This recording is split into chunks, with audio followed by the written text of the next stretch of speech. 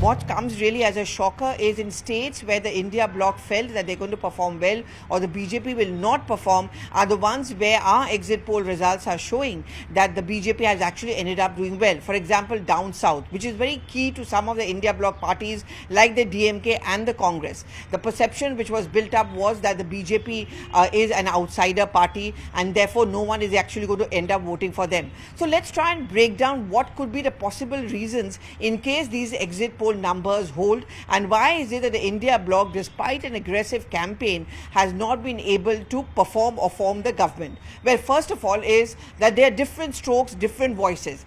First of all, when you talk about the Sanatan Dharma issue, for the DMK it made sense, but for its ally, the Congress party, it did not make sense. It also made it very uncomfortable, which explains why the Kamal Nath, who was contending and fighting for Madhya Pradesh, did not want to have a joint India bloc rally, and because he felt that sharing the stage with the DMK would make things wrong. Many of these comments did not go down well.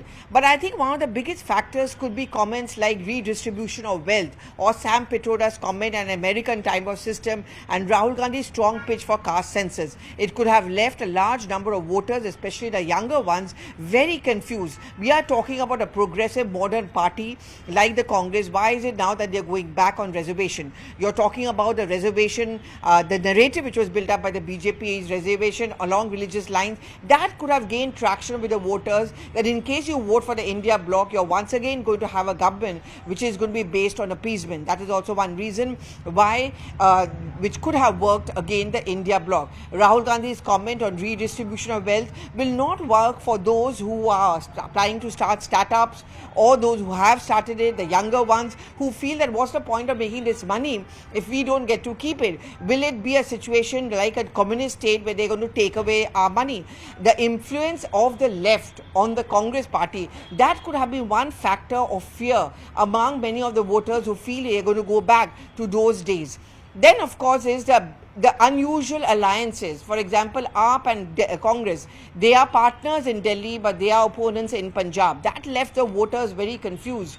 Then Mamata Banerjee one day saying that I'm going to give them outside support, then clarifying no. Then you have Nadhir Ranjan Chaudhary coming up very strongly, speaking out against Mamata Banerjee, and suddenly the party completely clams up, doesn't even do a single rally in West Bengal. These are very confusing pictures. The BJP effectively built up a narrative of the India bloc being anti-Hindu, because the Ram Mandir factor worked not just in UP but also in the southern states as well.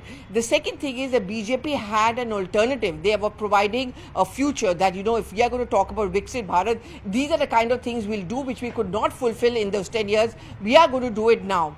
The thing with the India bloc was that they were pointing out the problem areas of the BJP, but they were not able to offer solutions. What is it that we want to do? They kept on saying what they are not going to do. The only time they said what they are going to do is like redistribution of wealth. That did not go down well. And finally, everyone wants political stability. They felt that will it end up becoming a kind of a Khichdi government which could be toppled down, and with unlikely partners coming together, will it add on to instability? While in the NDA there's clarity who's going to be the face, the India bloc not going that way could have also worked against it.